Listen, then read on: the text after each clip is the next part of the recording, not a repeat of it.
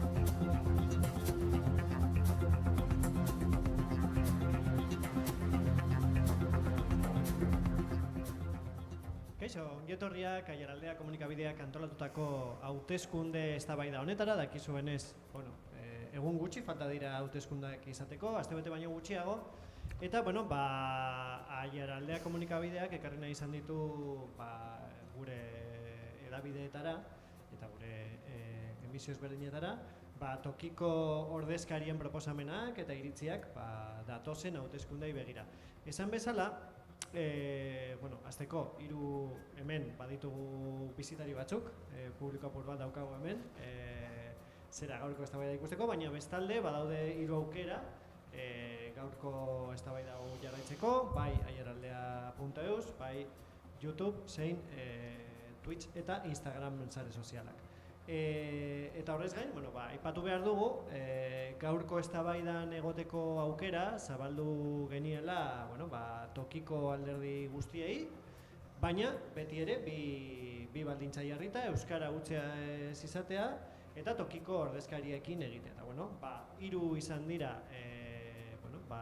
baiezkoa eman duten alderdiek, EAJ-PNV, EH Bildu eta PP alderdiek esan dute baietz, eta orain euren ordezkariak ditugu gurekin, esan bezala, heltzean dauden hauteskunde hauei buruz, eta jokoan dagoen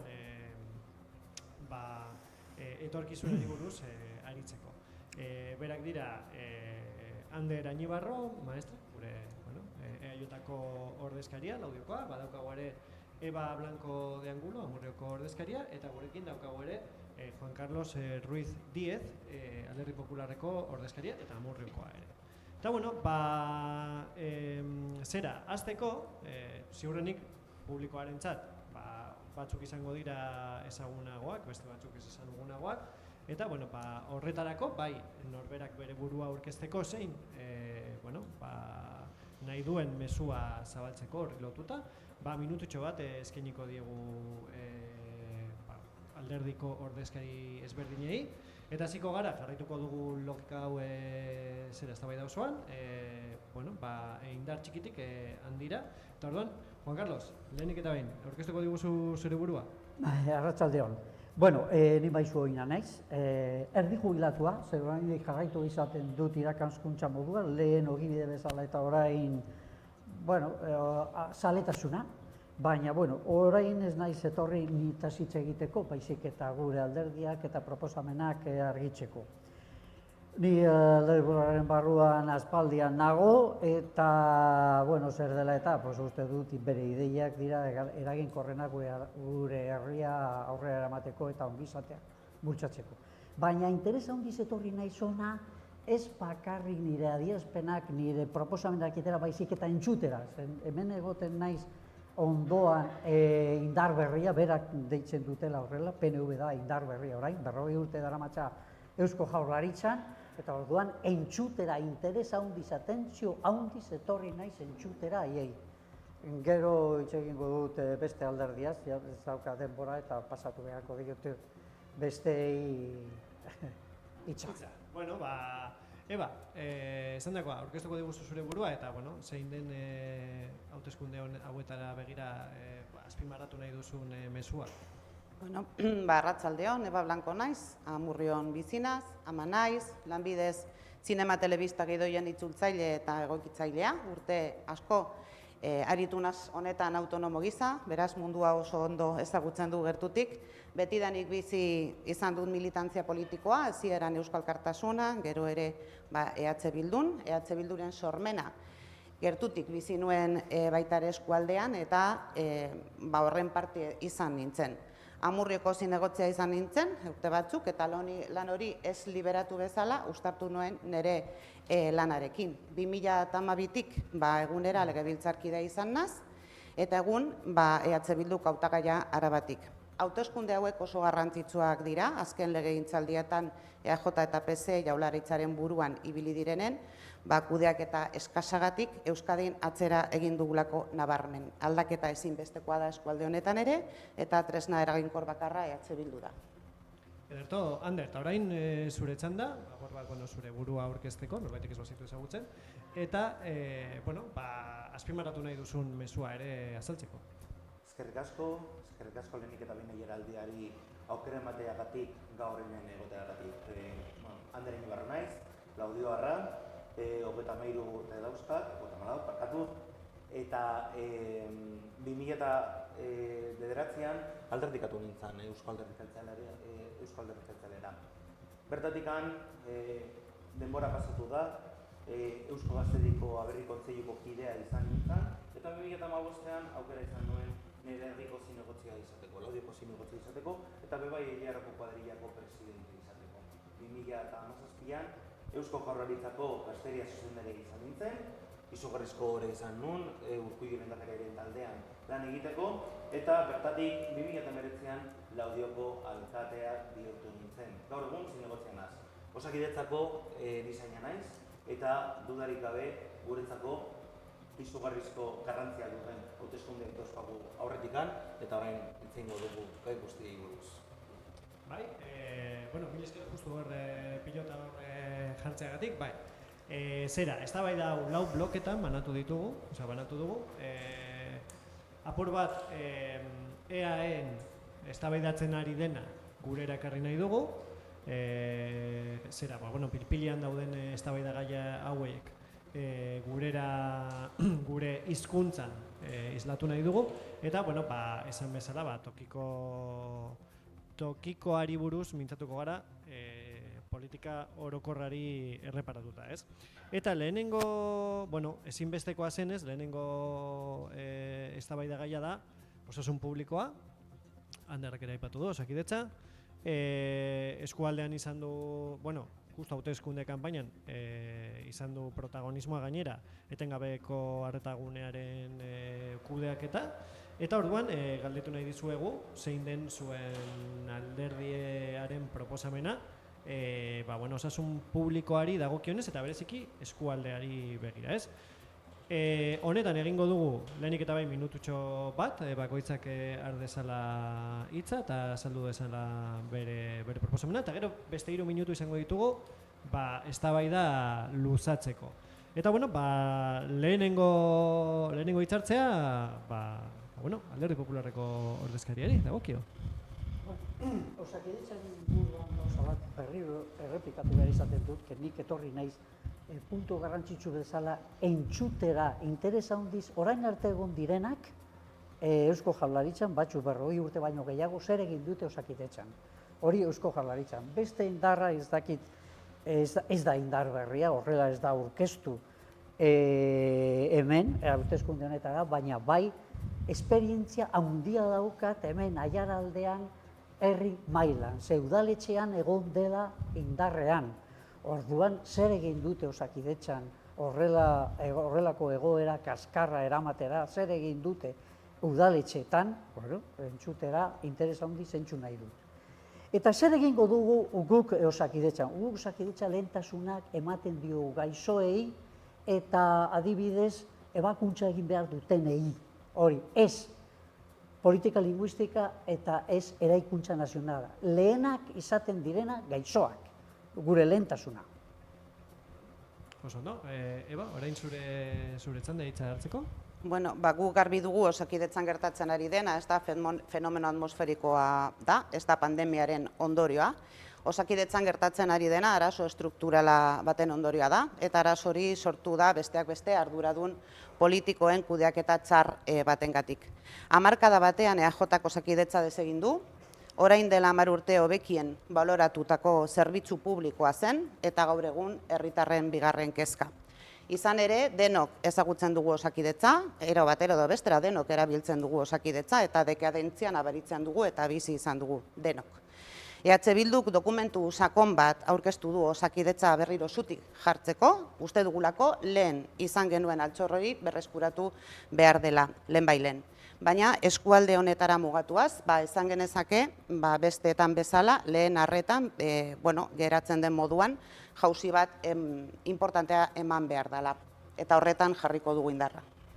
Gertu Ander, orain, zure txanda? Eskerrik asko, egiaztatuta dago Eusko Alderdi Jeltzaleak funtsezko zerbitzuekin duen konpromisoa.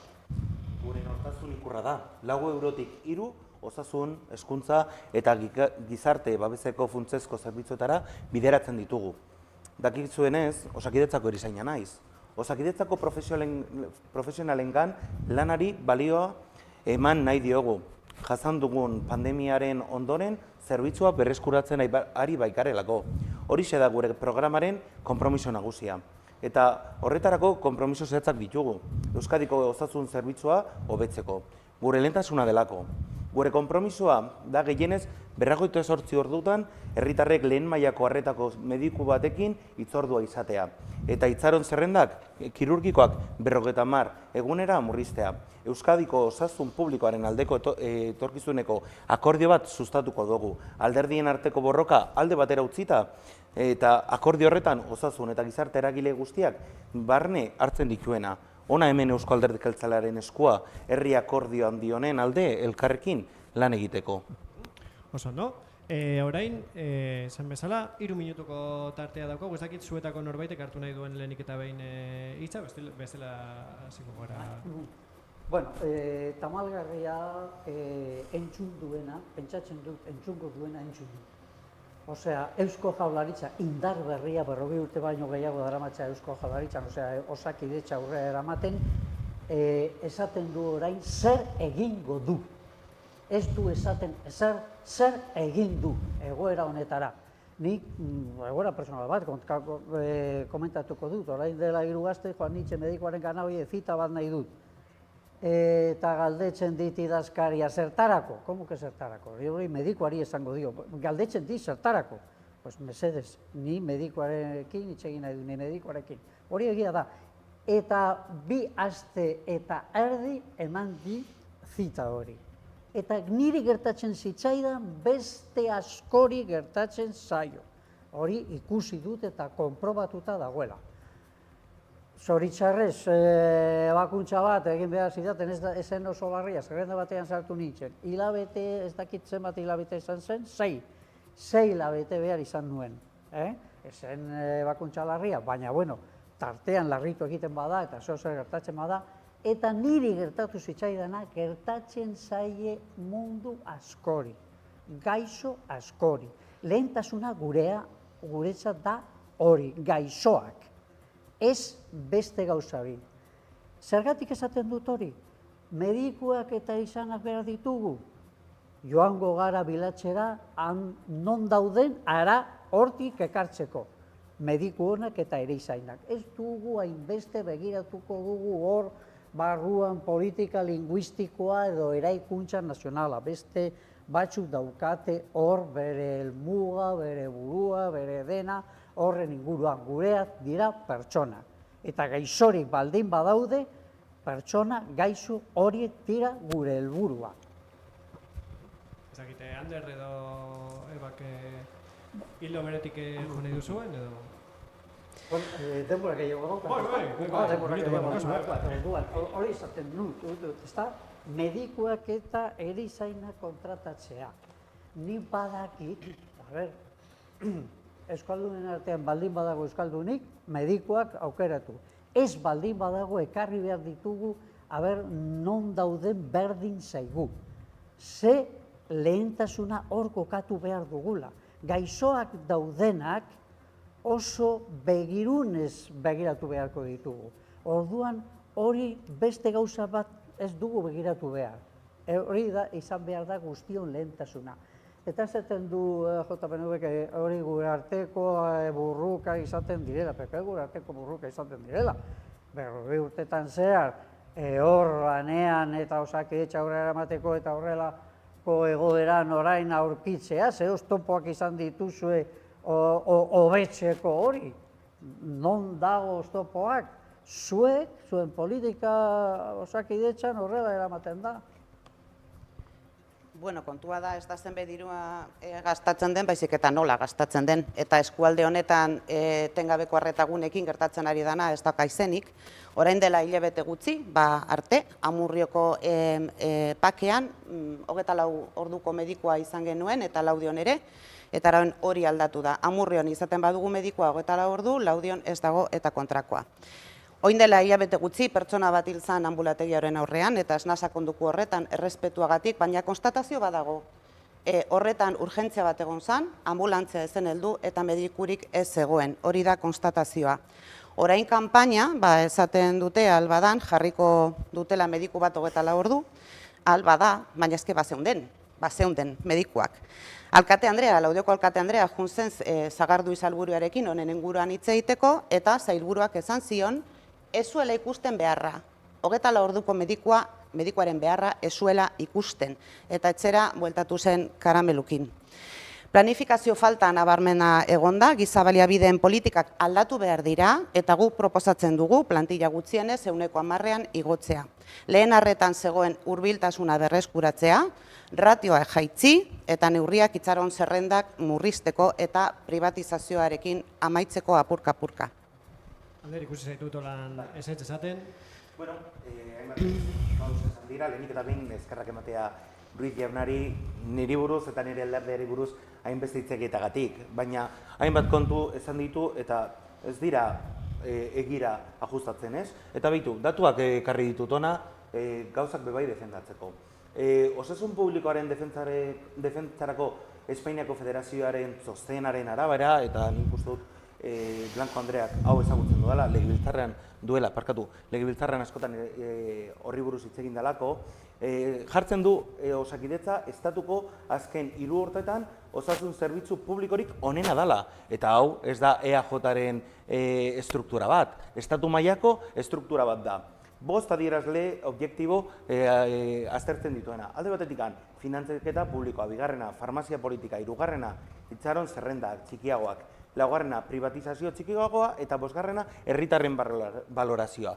Balorazioari buruz hitz egingo dugu orain. Larrialdiaten 7,8, lehen mailako arretan 8,1 eta ospitaleratzean 8,6. Hori da egia, hori da dauzkagun datuak. Osakidetza pandemia pairatu du, argi eta garbi. Profesionalen falta badago, bai hemen, bai estatu mailan, bai mundu mailan. Hori egia da. Eta horretarako lan egingo dugu, erakartzeko profesional gehiago. Horretan diardu eta asko lan egin dugu eta jarrituko dugu. Sevillatik asko etorri dira ona, Ruiz jauna. Sevillatik, Andaluziatik, Extremaduratik. Hezkuntzaren kontuak gero jorratuko dugu, ez orain. Eba, orain daukazu minutu bat, ez dakite edo zure hildotik jo nahi duzu? Bai, bueno, Anderrek aipatu du legebiltzarra eta nik ere datu batzuk emango ditut. Legealdi honetan 117 ekimen ezberdinak aurkeztu ditugu Osakidetzaren inguruan. Eta eren bat izan dira lehen arretaren inguruan. Eta esan digute Osakidetza ondo zegoela. Atzera bota zituzten guztiak, edo ia guztiak, eta esan ziguten ere Osakidetzaren kontra geundela suntzitu nahi genuela. Pasarden hilabete arte, hori entzun behar izan dugu. Baina orain kanpainan onartzen da, oso ondo, arazo badagoela, oso ondo. Baina harturak ere hartu behar dira. Zer gertatzen da? Ez daude medikurik, ez daude profesionalak, hori da arazoa. Bai, igual ez daude profesionalak, esan dut planifikazio falta egondala hemen, baina medikuak ez baditugu zerekin beteko duzue Laudion planteatzen duzuen ambulategi berria.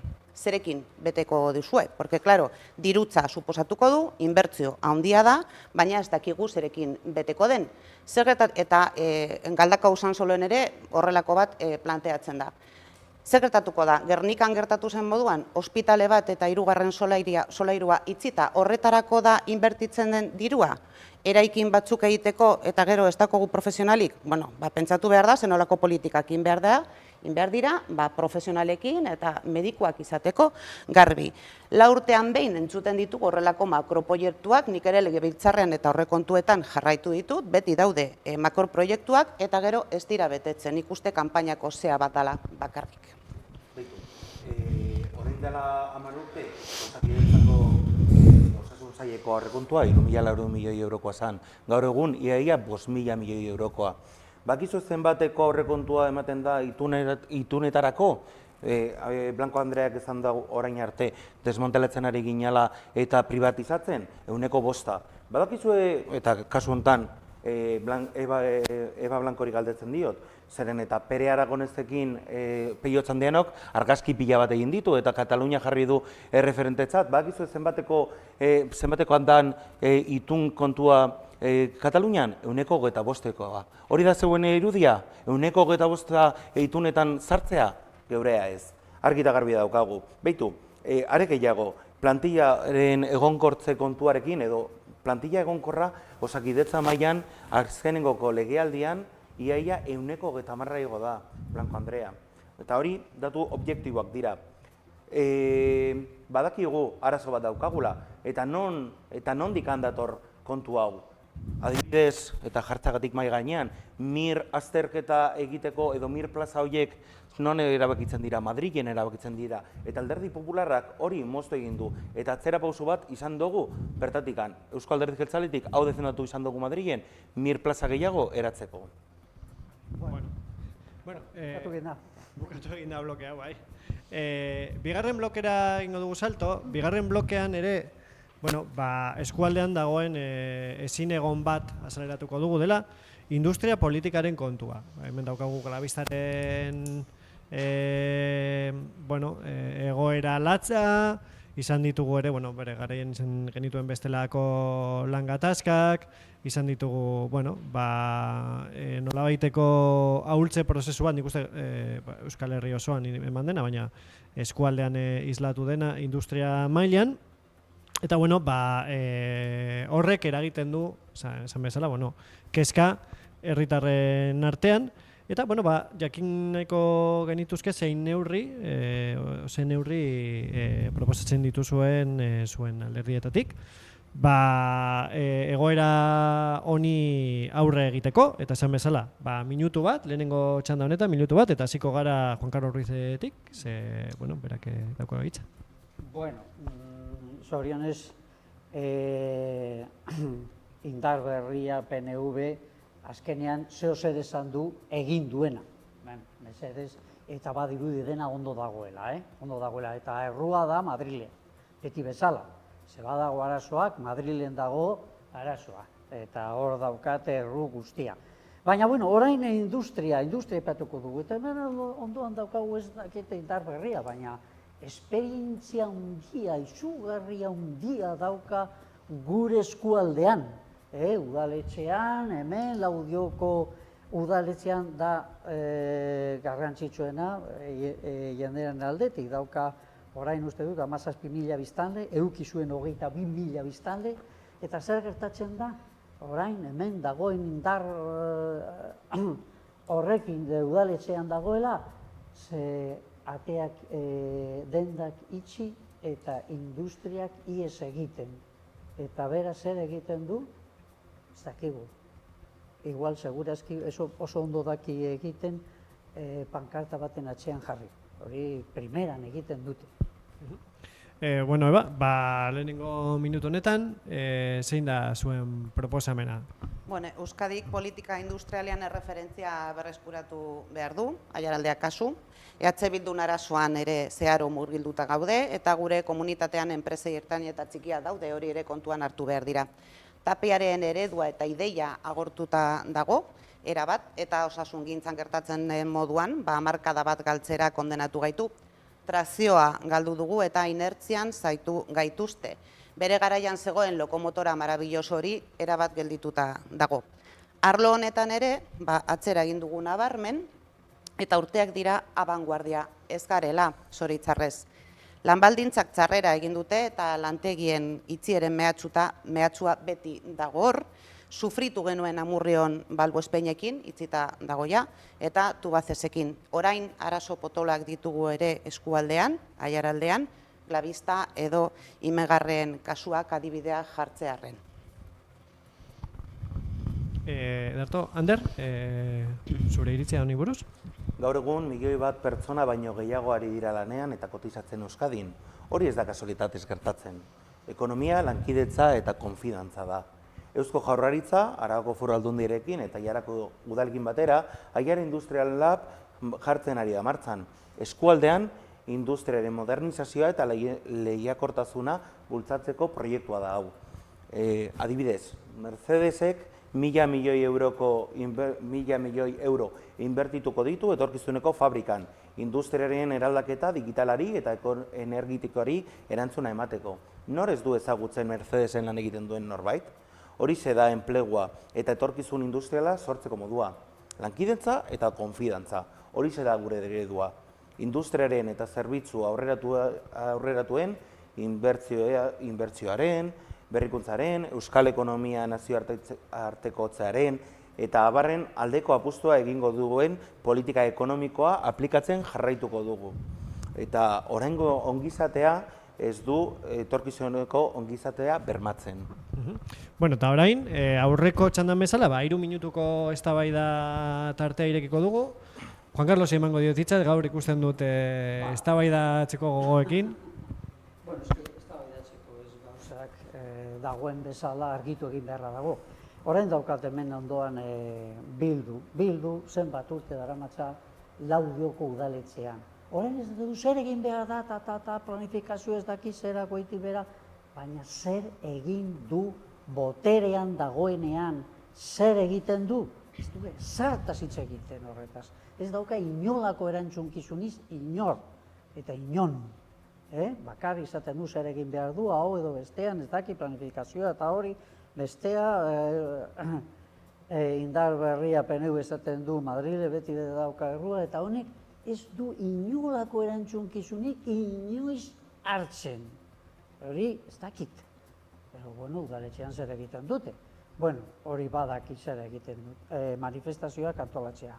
Oso ondo eta primeran egiten dute. Hori maizu, direla. Baina egiterakoan, zer egingo dugu guk, orain zer egingo dugu guk arlo horretan, lurraldea erakargarria izatea inbertsioak ekartzeko. Zerga jaitsi egin behar dira, jaitsi egiten dira, horretarako daukagu kupoa, ez biltzeko gero eta diru gehiago, eta pertsona eta industrien poltsikoak usteko, badakik Eusko Jaurlaritzak eta hori gero eta diru gehiago bildu egiten du eta harro dago, baina pertsonen eta beste enterpresen arazoa ez da horrela, ez da biltzen diru eta gehiago gero inbertsioak egiteko, eta horiek dira inbertsioak egiten dutenak. Eusko Jaurlaritzak ez du egiten, batez ere, egiten du industriak egiten dutela. Eta horiek sortu egin behar du giro egokia horrelako baldintzak sortzeko eta inbertsioak ekartzeko. Eta hori ez dute egiten, Bilduri ez diogu horretaz zertxo ere galdetuko, porque haiek geratzen direla en la planificación, eta hori, eta bestea, ez dakit kezkatzen gaitu, oso informatuta gaude badakigu industria hori egoera larrian dagoela, baina udaletxe mailan zer egiten du? Ezertxo ere ez. Bueno, ezertxo ere ez. Manifestazioak antolatzea. Hori, pankarta atera eta venga. Herritarrak, etorri ona, gauzak oso txarto daudela, etorri ona, mesedez. Kotxe guztiak horti, venga. Leku batetik bestera, herritarrak deitzeko. Baina boteren hor, udaletxean dauden ez egiten dute, zertxo ere. Berto, orain ordena jarraiki, ebari dagokio, baina agian zuk hartu nahi duzu handa, nahi duzuen moduan. Bueno, udal mailan gauza asko esango nizuke, Juan Carlos, baina legebiltzarreko hauteskundearen harira gaude, eta hor egiten dugun aktibitatea ere jarraitzea gomendatzen dizut, ze ekimen pilo egin ditugu honen inguruan, eta EH Bildutik aparteko atal oso bat dedikatzen diogu politika industrialari eta ekonomiari, gure programan gehi enplegua. Bertan, 33 ekintza zehatzak aurrera eramateko konpromisoa hartzen dugu. Oin dela urte bete, aurkeztu genuen planifikazioa bai konpartitua kooperatibekin, enpresekin, Euskalduna Jauregian eta publikoa izan zen. Beraz, gomendatzen dizut pizkat jarraitzea. Tresna eta gobernantza berri batez osatutako arkitektura berri bat ezartzea, eraikitzea 21. mendeko politika industrial proaktiboa garatzeko. Proposamenak, beira, berrikuntza eta teknologiaren aldeko apustu irmoa egitea, enpresen arteko lankidentza politikak birdiseinatzea eta klasterrak suspertzea, enpresak lurraldera sustraitzeko politikak, adibidez Euskaltelekin edo Gamezarekin gertatu zen moduan, gertatu berriro ez gertatzeko, eskualde premedioeni bultzada ematea, aiaraldean kasuan guk proposatu genuen legebiltzarrean ponentzia hau eratzea, ekonomia sozial eta kooperatibaren aitorpena eta indartzea, enpresetan genero berdintasunareko planak bultzatzea, hori ere oso importantea da, euskararen presentzia lan hizkuntza gisa bultzatzea proposatzen dugu, lan harremanen euskal esparrua defendatzea eta indartzea proposatzen dugu, eta zoritzarrez eskualde honetara etorrita, Glabistako iraungitzeko enplegua erregulatzeko espedientea tragedia hutsa da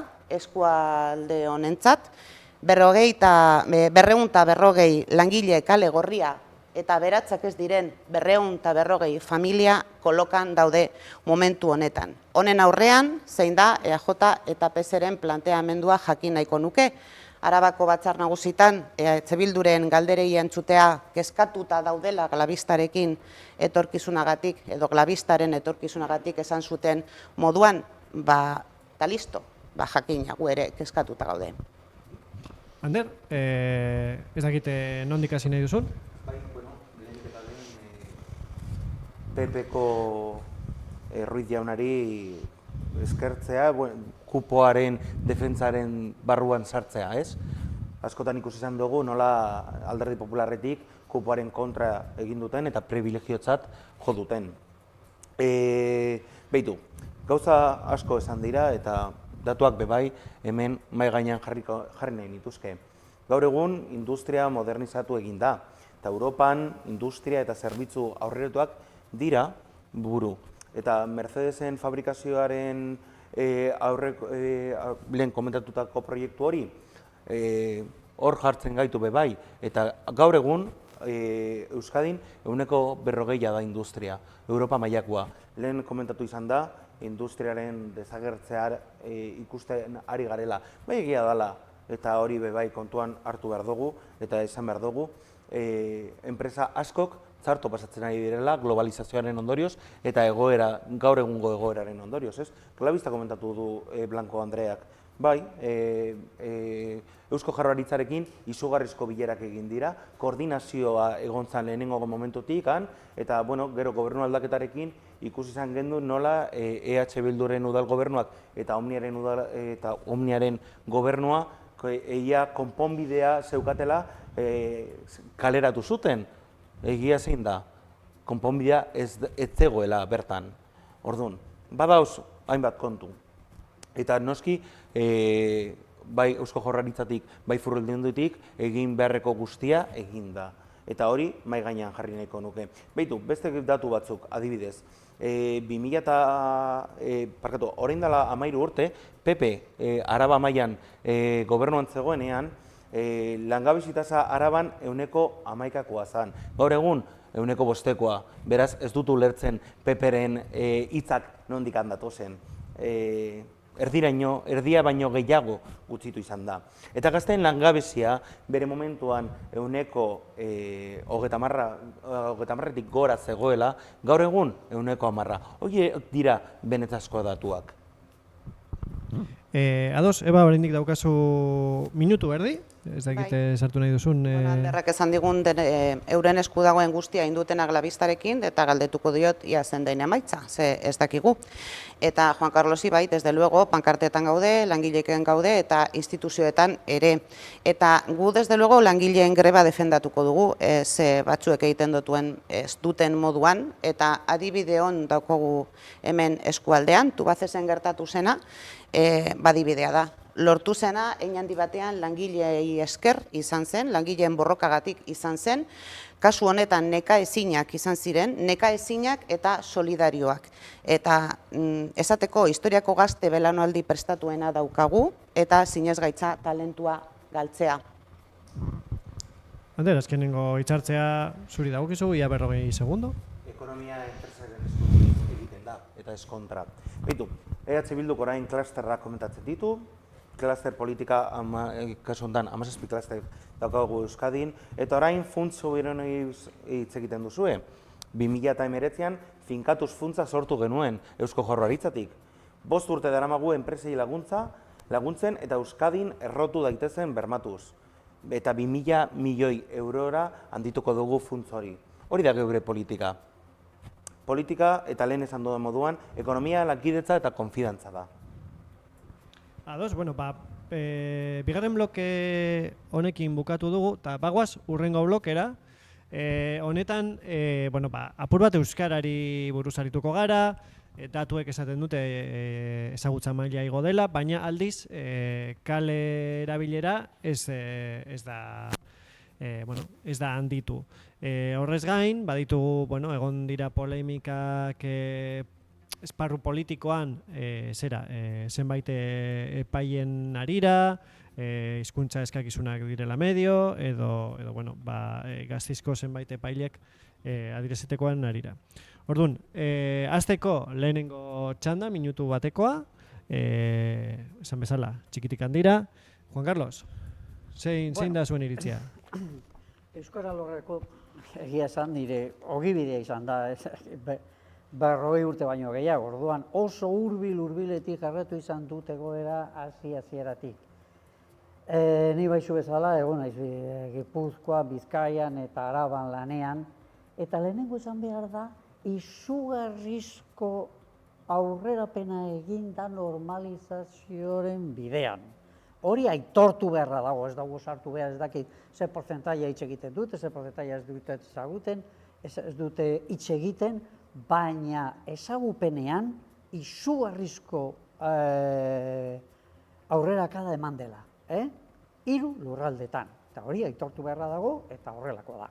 Baina guk aitortu behar izaten dute gure lurraldean 2 hizkuntzak ofizialak direla, ez bakarrik ofizialak direlako, 2 hizkuntza gurea direlako, betidanik erabili izan dutelako, eta ezagutzen dut egoera soziala 3 lurraldetan. Oso, no? Eba, zure minutu honetan, zer nahiko zenuke? Bueno, nik uste dut eztabaida honetan gertatzen ari dena plazaratzen da eztabaida honetan eskualdeko errealitatea, ez? Lehen esan duzu, alderdi batzuk falta dira eta segurazki erdaldunak direlako izango da, ez? Pena da. Diagnosiaren inguruko zertzelada batzuk emango ditut, Euskal Herriko kaleetan euskaraz ari da 8 lagunetatik bat, eta gazteek, helduek, baino euskara gehiago erabiltzen dute. Neurrien inguruan, euskararen erabilera sustatu behar dugu eta defendatu behar dugu, gero sakonduko dugu horretan, eta bai esan, tamalez ia 20 ebazpen judizialek erakusten duten oldarraldia ere hor dagoela. Toki administrazioen autonomoari bortizki erasotuz, eta egunerokotasunean euskaraz bizi nahi dugu, gure eskubidea da, eta gure hizkuntzak lehentasuna behar du besteen gainetik. Arriskuan dagoen hizkuntza bakarra momentu honetan euskara da eta ez da gaztelania. Euskara euskaldunon hizkuntza da. Eusko Jaurlaritzatik urteak daramate gure hizkuntzaren sustapenaren aldeko politikak ezartzen. Hori da gure eredua, lanaren bitartez euskararen alde. 80. hamarkadetik ia 100% igo da euskaldunen kopurua, baina ez gara konformatzen. Argi daukagu, oraindik lan handia daukagu aurretikan. Proposamenak dakargu gaur ere ona. Adibidez, edozein pertsonari eskainiko diogu euskara doan ikasteko aukera izatea, mailaz maila eta urrats guztietan. Euskarako prestakuntza espezifikoa emango diegu migratzaileei, premia bereziak dituzten ikasleei, ermu pribatuan herritarrekin harreman zuzena izateko jardueretan lan egiten dutenei. Eta helduei euskara ikasteko laguntza, kirol entrenatzaile eta epaileei trebatu euskaraz ere kirol praktikak egin daitezen. Hori eta proiektu gehiago dauzkagu euskararen ezagutza eta erabilera sustatzeko. Hori da gure eredua eta horrekin konprometitzen gara. Ederto, lehenengo txandonen ostean, badauzkagu 3 minutu ordezkariko, honi buruz hitz egiteko. Ni Juan Carlos gomendatuko nizuke 3 minutuak ez agortzea lehenengo hitzartzean, ze batzutan ikusten zaitut gero gogoekin geratzen zarela sartzeko. Saiatuko naiz orain. Bueno, vamos a ver. Berriro errepikatu behar izaten dut. Gure herrialdean, Euskal Herriko Komunitate Autonomoan eta Euskal Herriatik Bidasoatik konuntz, bi hizkuntzak ofizialak direla eta bi hizkuntza gureak direla. Biak, ni ez nago monolinguismoaren alde, baina norbait esaten badu, nahi badu monolingua izatea eta hizkuntza bat bakarrik, mesedez argi esan. Gu ez. Gero beste gauza alorretan bezala, hemen dugu guretzat pertsonak eta askatasuna direla funtsezkoa. Gero gauza batzutan konfunditu egiten gara, batzutan entzuten dut euskararen eskubidea. Ez dago euskararen eskubidea. Euskaldunak, pertsonak bezala, daukagu eskubideak, ez euskera. Euskera, Ferdinand de Saussure, linguistika modernoaren aita esan zuen dela sistema arbitrario de signos. Gero bedago beste motako romantizismoaren aldetik kartzen dutenak, ezta? Gorputza herria, hizkuntza arima eta oso gauza politak, baina eso romantizismoaren alorrean. Orduan, eskubideak dira eskualdunen eskubideak, euskaldunen eskubideak, ez euskararen eskubidea, euskaldunen eskubidea. Bueno, hori fikatu eta gero esan beharko dugula, adibidez, funtsezko alorra da irakaskuntza. Irakaskuntza guretzat lehentasuna daukate ez Eusko Jaurlaritza, ez Diputazio, ez gurasoen elkarteak, dira gurasoak. Eta gurasoen erabakiak kontutan hartu behar direla eta entzun. Entzungo du besteak. Pasako diogu hitzare printzipioz, handarek ez badu hartu nahi, pasako diogu ebari. Bueno, argazkiarekin jarraituz, nik uste importantea dela Aiaraldean dugun argazkia ere ezagutzea. Jaitziera nabarmena egonda Aiaraldean euskararen kaleko erabilerari dagokionez, eta hori ondori estatu daiteke soziolinguistika klasterrak eginiko neurketen emaitzak ikusita publikoak dira. Aiaraldean ezagutza gero eta handiagoa da, baina gero eta gutxiago erabiltzen da. Orozkon eta Laudion, adibidez, azken urte hontan jaitziera nabarmena izan da eta Urduñan gorakada ikusten da. Eta datu kuriosoa, zoriontzekoa, adein taldei dagokionez, Urduñan adibidez, euskaraz gehien mintzatzen direnak, 25 eta 54 urteko bitarteko heldu gazteak eta 14 urteko haurrak dira. Bi adintarte horiek elkarrekin daudenean, altuagoa da euskararen erabilera. Horrek arau sozial bati erantzuten dio.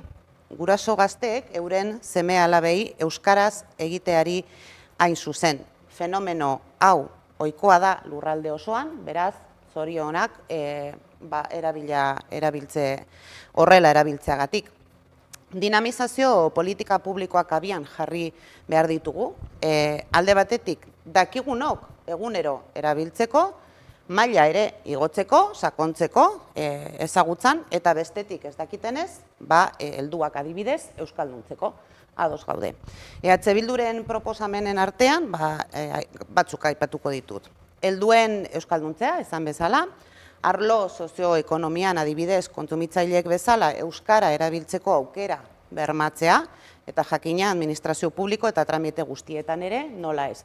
Legebiltzarrean EH Bildu da talde bakarra proposamen guztiak euskaraz erroldatzen duena.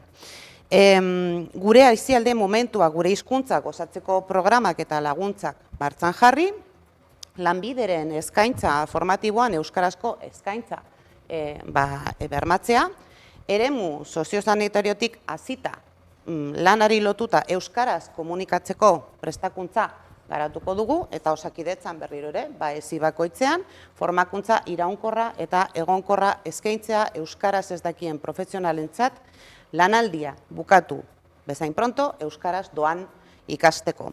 Ikus entzunezkoan euskarazko produkzioa sustatzeko eta zabaltzeko baliabideak jarriko ditugu, legebiltzarrean ere horrela egin dugu, azpititulo eta bikoizketei lehentasuna emanez. Etorri berriekin, bai, harrera protokoloak sustatu behar dira, udalekin elkarlanean, non arreta berezia jarriko zaion hizkuntzari. Migratzaileen hizkuntza, aniztasuna, aberastasun gisa hartuta eta ez eraso bat bezala. Eta hau guztia, horretarako beti bezala elkarlana eta kooperazioa ezinbestekoa izango da. Joner, 3 minutu dituzu. Bai, eskerrik asko. Bueno, lehenik eta behin Ruiz jaunari ongietorria berri ere ematea. Kasu honetan, estatutuko defentsara, ez? Lehen komentatu duzu. Eta kontu bat, esan nahiko nizuke, 6.2 artikuluan, esaten du argi eta garbi, bi hezkuntzak erabilpena bermatu beharko dela. Eta euskaraz atenditzeko bebai, derrigortasuna sartzen dio administrazioari. Eta hori beharrezkoa da. Zeren eta bi hizkuntza ofizial dauzkagu, bai, komentatu duzu moduan, baina zapaldua izan da hizkuntza bakarra euskara izan da. Frankismoaren garaitik ona. 40 urte daramagu demokrazian, eta 40 urte hauetan izugarrizko pausoak eman ditugu aurrera, baina ondino lan handia daukagu horretikan.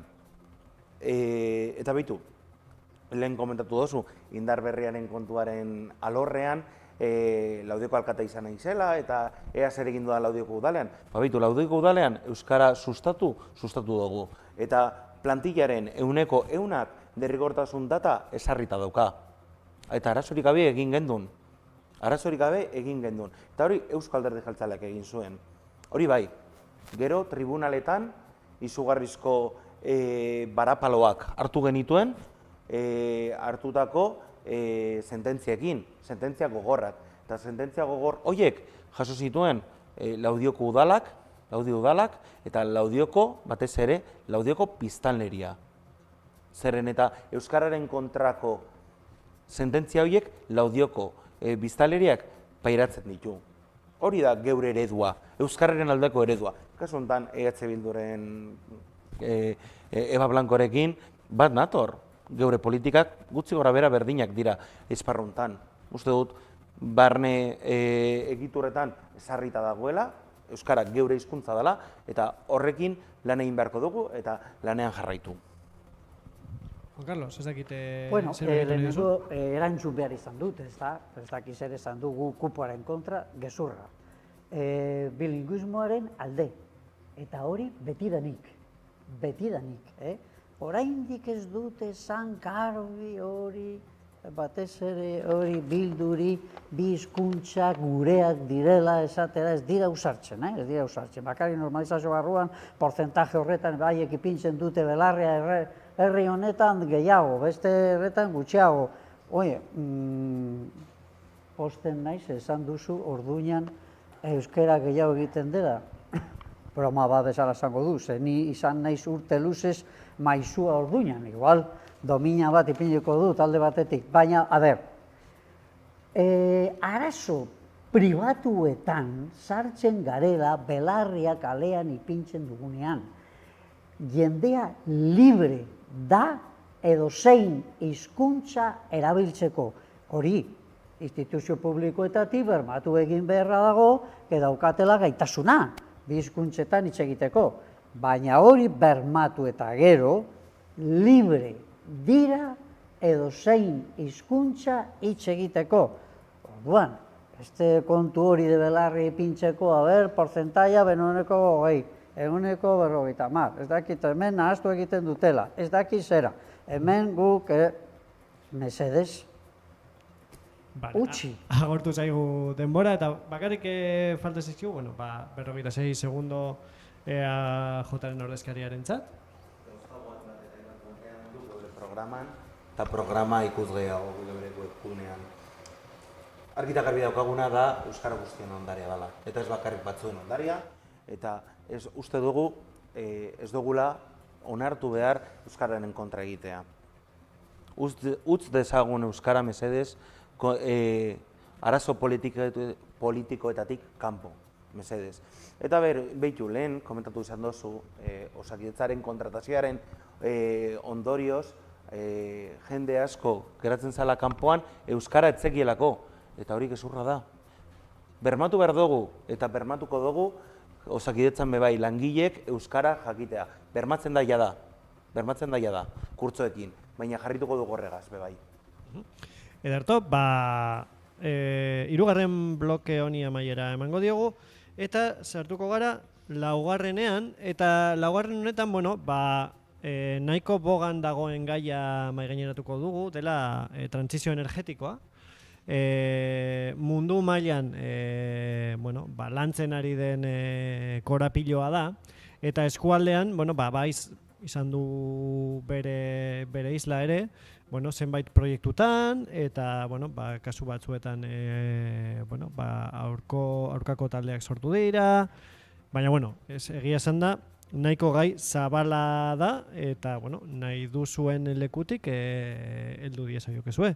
Juan Carlos, minutu bat, guzti bezala, honi buruz hitz egin. Hemen trantsizio energetikoa nire ustez gure egoera konkretua kontutan hartuz hitz klabe bat dagoela. Izan behar garela hemen oreka bat sortzeko badago hainbat energia iturri. Ezin dugu ipini arrauz guztiak saski berean, banatu egin behar ditugu.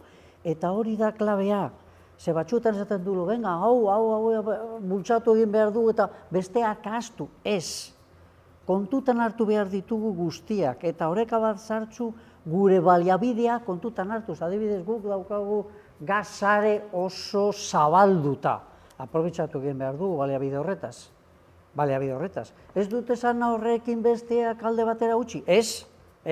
Eolikoa, fotovoltaikoa, autokonsumoa, hori bultzatu egin behar dago, hor daude baserriak eta etxeak eta horretan ere bultzatu, konsumo hori. Eba, zein da EH Bilduk lehen minutu honetan zabaldu nahi duen mezua?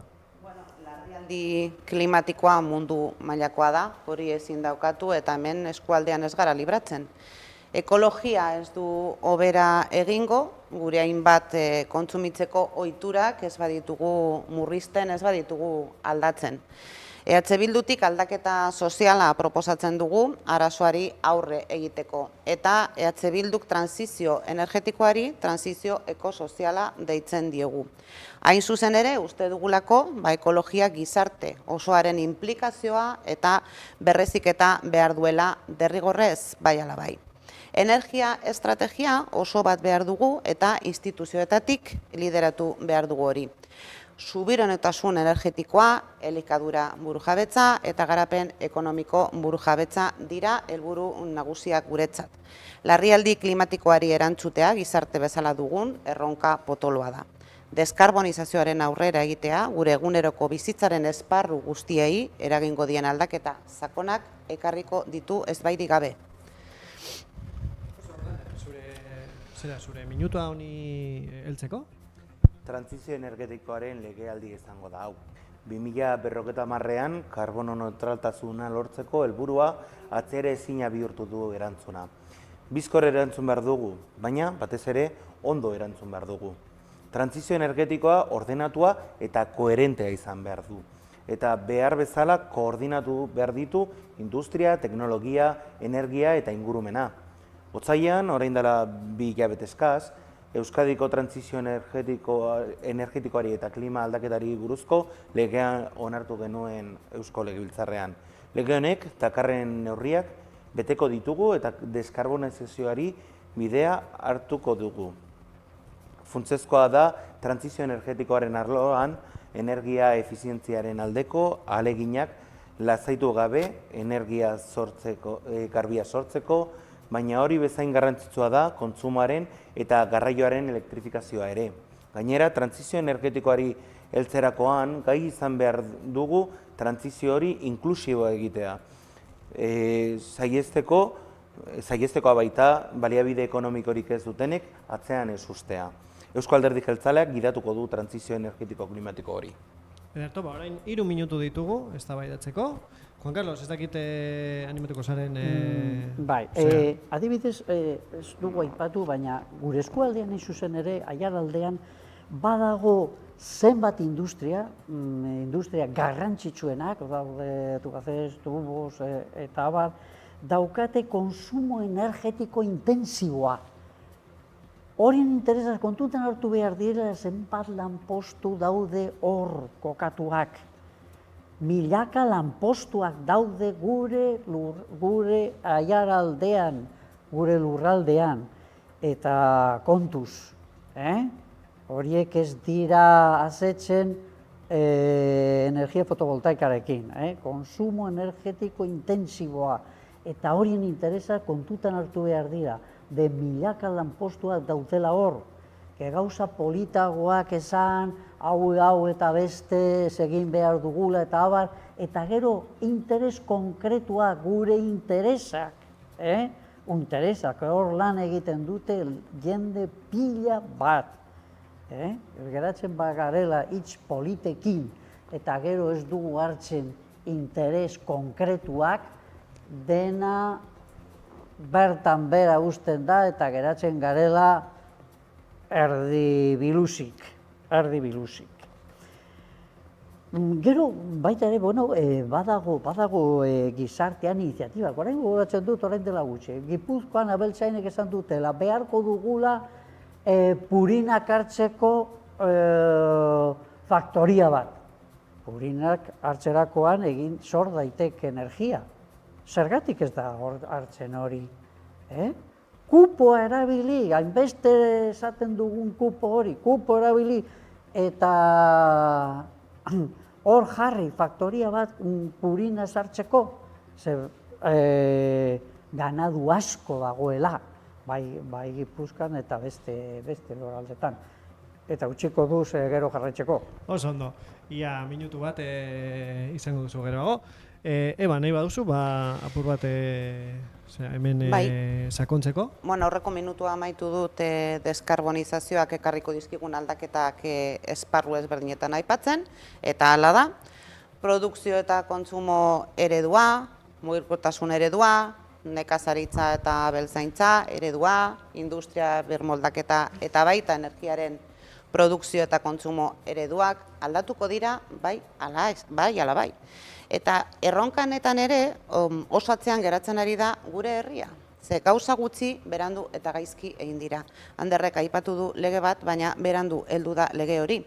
Larrialdi klimatikoaz eta erregai fosilen garaia ganditzeaz hamarkadak hitz egiten daramagun arren, EAJ eta PSek ez dute jakin edo ez dute nahi izan etxeko lanak behar bezala egiten. Etorkizunik gabeko gazaren inguruko eztabaidetan galdu dira urtean eta orain trantsizio energetikoaren olatuak harrapatu gaitu bide eta etxeko lanak egin gabe. Guk ordea trantsizio ekosozialaren erronkari aurkera bezala begiratzen dugu.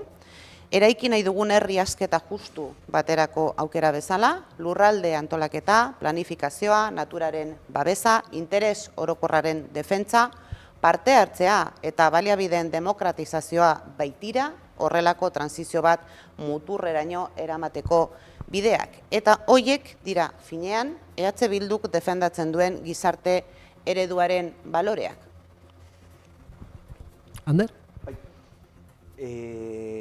Hainbat eta hainbat puntu dauzkagu geure programan, planifikazio esparru berriak bultzatuko ditugu, trantsizio energetikorako eta klima aldaketarako epe luzerako ibilbide horri batekin, 2030erako trantsizio energetikoak eta estrategiak eta lurralde historikorako eta toki erakundeetako klima eta energia planak sustatuko ditugu, pobrezia energetikoaren aurkako borrokatzeko neurriak martxan jarriko ditugu, eta bar. Badauzkagu hainbat eta hainbat ekintza.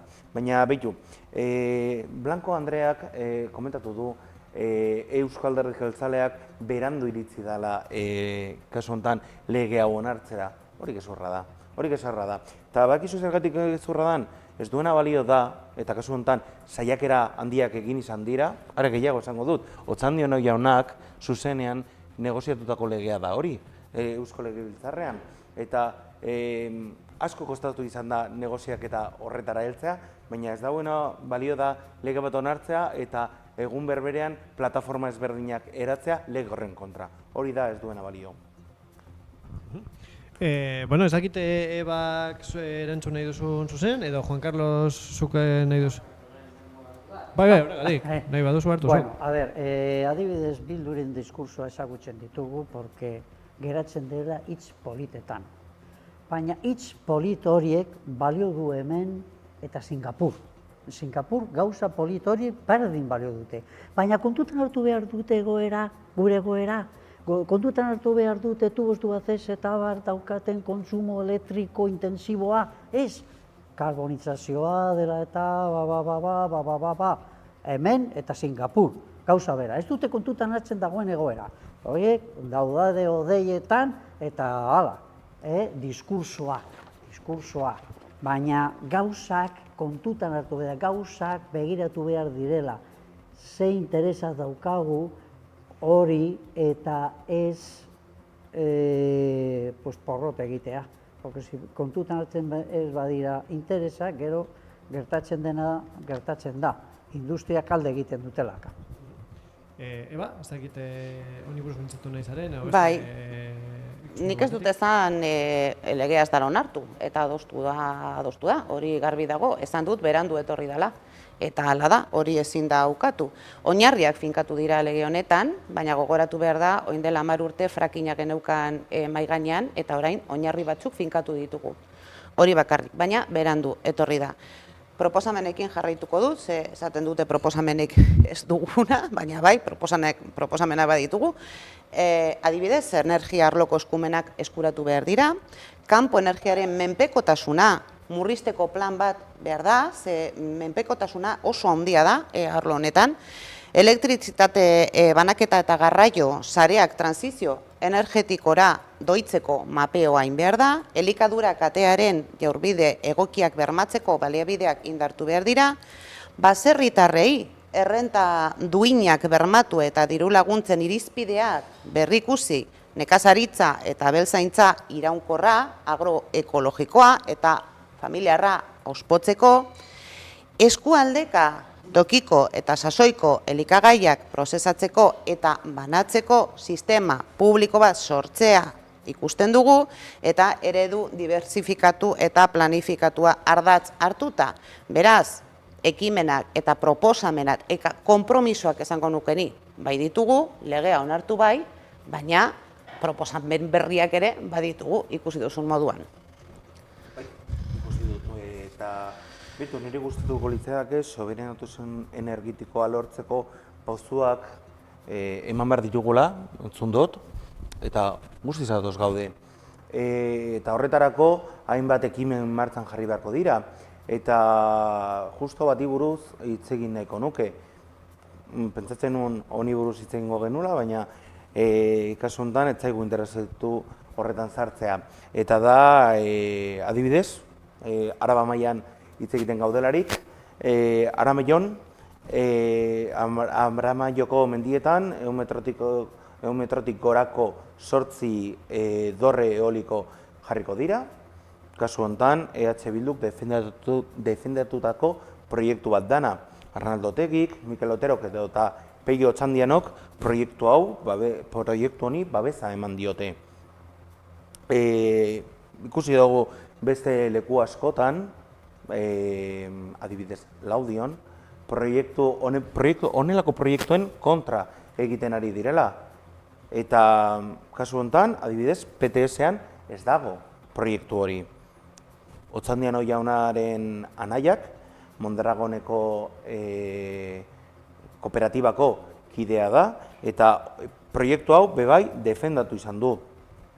Aramaioko herritarrei ez zaie galdetu honi buruz, kasu honetan, bai egia dela, udalak plataforma baten sinadura jaso dituela, baina ez du honen kontra egin. Eta ikusten dugu adibidez, beste leku askotan, olako kontra egiten dutela. Horrexegatik esaten nuen lehen, ezin daitekeela lege bat onartu eta gero 5 minututan herri batzuetan alde egon eta beste batzuetan kontra.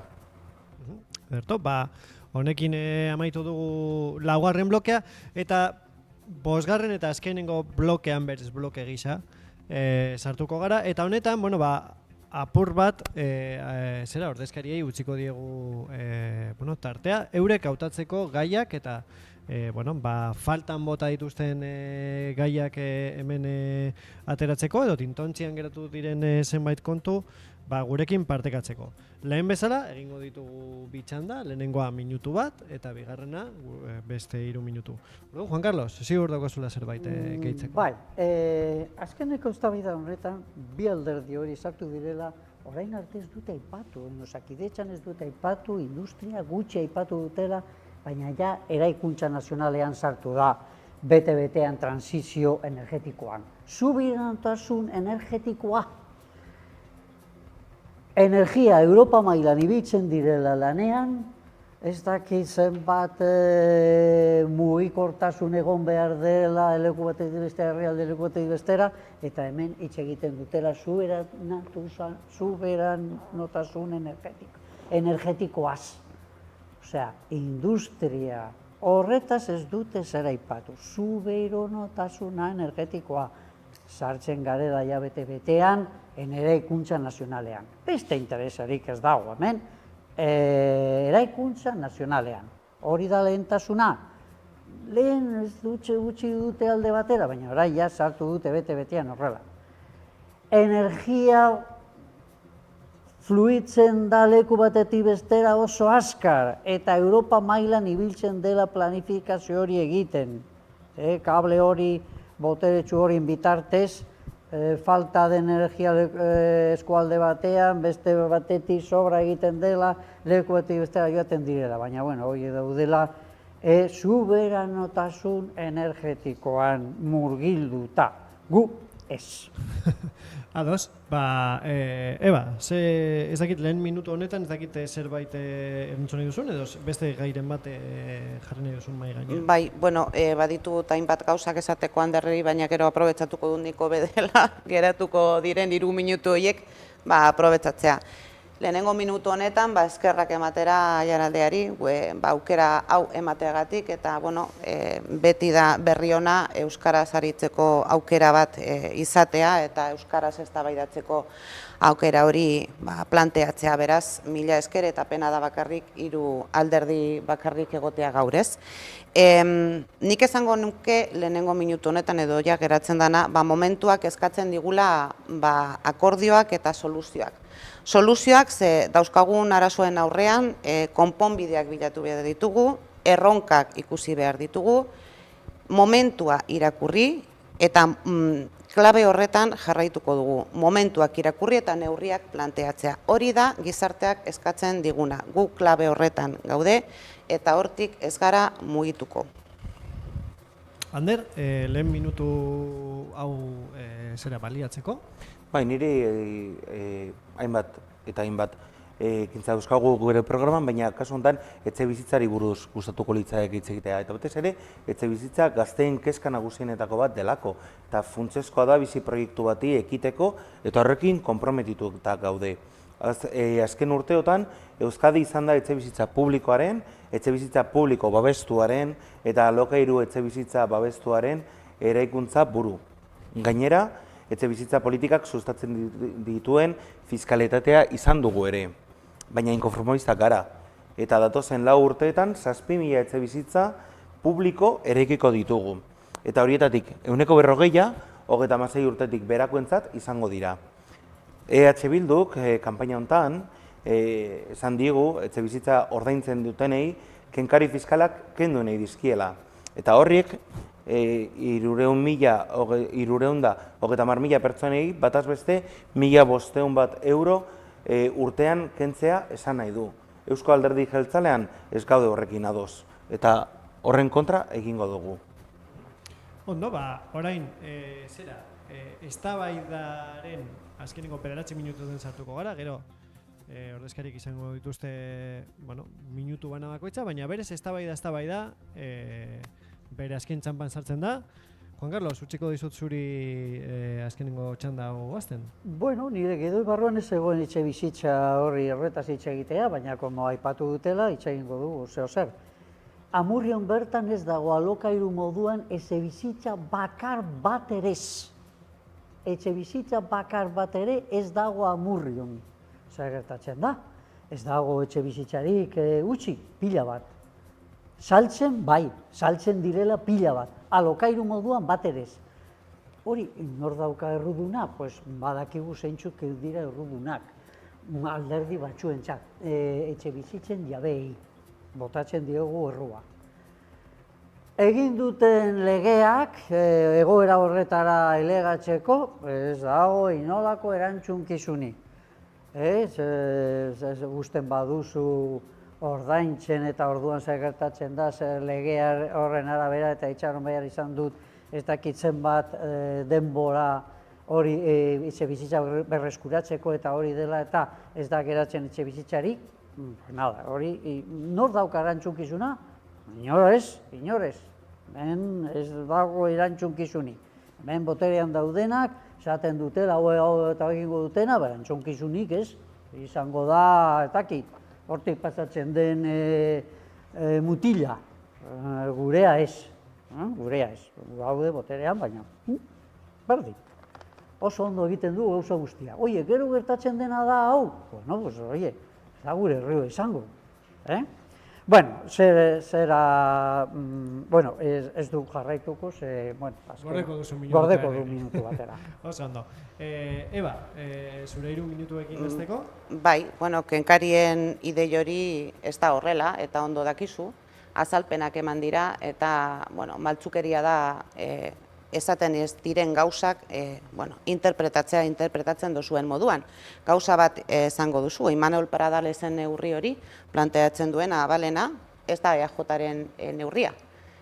Bazenekien, ez da EAJaren neurria. Neurri hori Ana Botinek aurkeztu zuen, Banko Santanderrekoa, Ana Botinek aurkeztu zuen, eta badakizu zergatik, banketxeekin eta banketxeak segurazki negozioa iteko.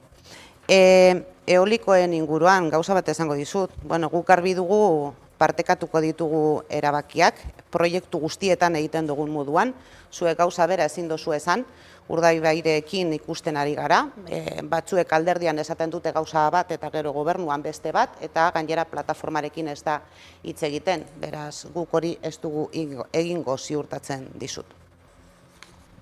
Oso handet, ez dakite zure ideia esplazatu dituzun edo erantzun?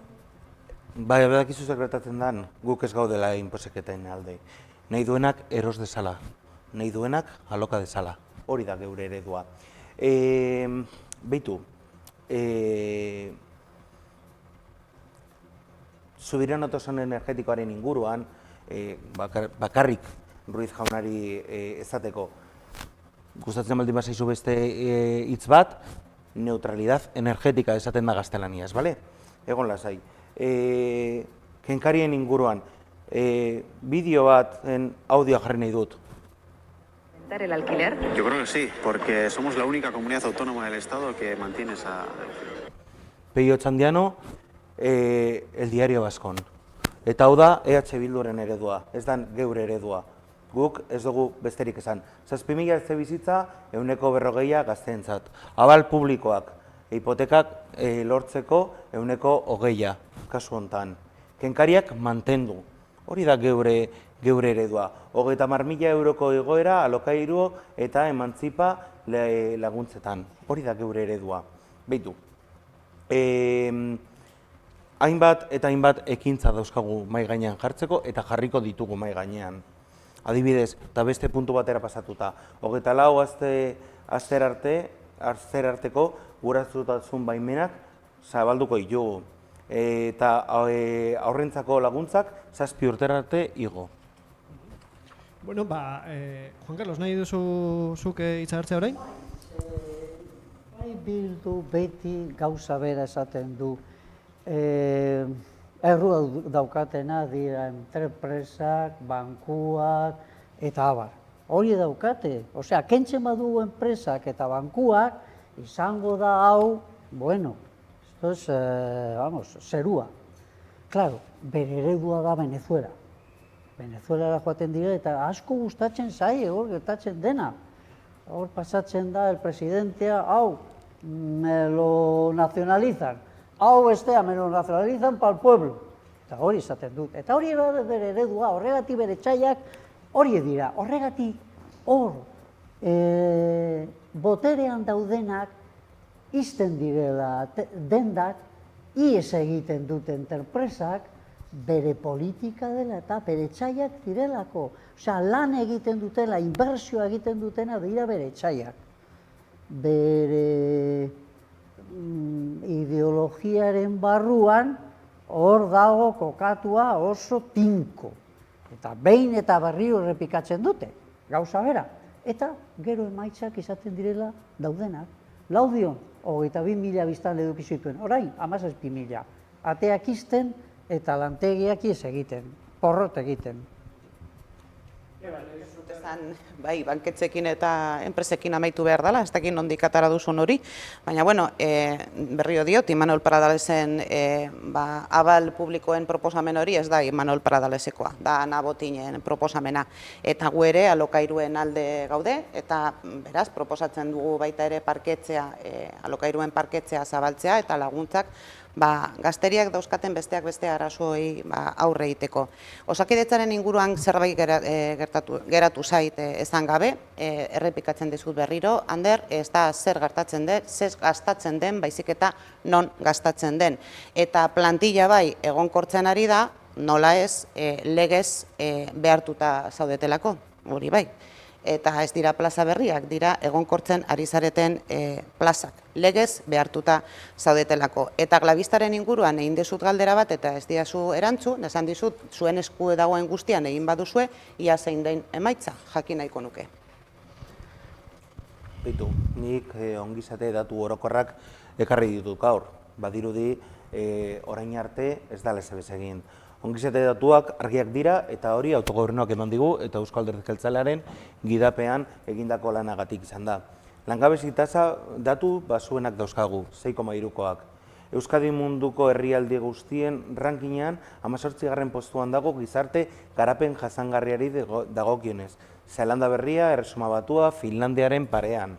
Euskadi da estatu osoan bazterkerei arrisku tasarik txikiena duen erkidegoa. PIB per capita altuenetarikoak duegun herrialdega gara. Kasu hontan, Alemania 124, Euskadi 118, Frantzia 108. Eta hori da EAJaren erantzukizuna. Hori bai dela Eusko Alderdi Jeltzalearen erantzukizuna. Berto, Eba, daukazu minutu... Bai, minutu badokatez. Bueno, eztabaida kondo daude, ideak eta proposamenak konfrontatzeko balioagarriak dira, eta izan behar dira, baina puntu komuneak ere bilatu beharko genituzke. Ez lokatzera jaisteko, eskartzen da, herritarrek ez dute hori nahi, gainera. Erakunde guztietan, legebiltzarrean ere, guk elkarlana proposatu dugu, astero, eskua luzatuz, naiz eta koska egin, eskua. 11 izan dira mahai gainean jarri ditugun proposamenak, azke urte hontan, danak txarrak, ez dira onartu. Ongizate hitzarmena, transizio energetikorako estrategia, hezkuntza eredua, industria politika ekintzailea eta euskal enpresa eredua, herri akordioak guztiak. Horrekin esan nahi dut, egun hauetan planteatzen ari garen herri akordioak eta gobernantzako kolaboratzailea ez dela berria. Ez dela berria. Eskua luzatu naiz eta koska egin. Eta gu sigla politiko guztien gainetik, herri honen ongizatearen alde lan egingo dugu, soluzioak eta akordioak bilatze arren. Suediaren edo Finlandiaren bezalako herrien parean gaude. Biztanle bakoitzeko gizarte zerbitzuetan bideratzen dugun gastu publikoarekin. Hori egia da. 2.200 euro gastatzen ditugu biztanleko Osakidetzan. Beste komunitateak, beste autonomia erkidegoak, 2.000 baino gutxiago. Hori da geure eredua, lan eredua. Noski hartzen dugula besteekin lankidetza egiteko eredu hori. Geure eredua bebai doa da. onaino berez eztabaida, baina amaitu baino lehen irekiko dugu beste txanda bat ordezkari bakoitzak, bere ondorioak edo bere mezuak zabaldu ditzan, izan daiteke, zuek nahiago duzuena mezu bat, bozka eskatu, ondorio argi bat plazaratzea. Orduan, zuen esku, Juan Carlos. Oinarrituta dago pertsonen eskubideetan.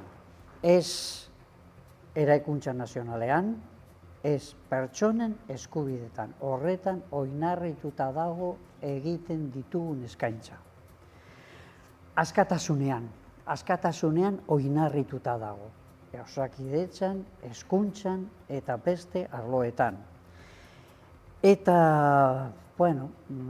eskerrik asko, ona etorri zareten guztioi, nire ondoan egon direnak, eskerrak ematen dut, eta, norbait minduta izan badu nire adierazpena direla eta barkamena eskatzen dut, eta esan ez da izan nire asmoa. Nire helburua izan da egia azalaraztea. Eta barrio esaten dut, gure eskaintza dago pertsonen eskubideetan. Eba? Momentu ilusionante batean gaude, ziklo politiko berri bizitzen ari gara, esperantzaren eroale gara, herri ikuspegiz, konpromisoz eta komunitate baten indarraz eraikitzen dena. EH Bildu da Aiaraldeak behar duen berpizkundearen aukera bakarra, bertokoa gara, eskualdea ezagutzen dugu, neurri egingarriak eta eraginkorrak ditugu, taldea, esperientzia, erakunde publikoak kudeatzen. Hamarkadetako atzerapena eraman gaituzten EAJ eta PSren inertziaren aurrean, EH Bildu da aukera bakarra besterik ez dago. Nik bezala, segurazki aldaketa behar duzula sentitzen duzu, eskualdean aurrera egin behar dugu derrigorrez, aukera gehiago ez galtzea premiazkoa da, aldaketa da orain, eta zure esku dago apirilaren 21 EH Bildurentzat zure konfiantza eskatzen dizut, zure bizi kalitatea galtzen ez jarraitzeko, bozkatu EH Bildu. Mila esker.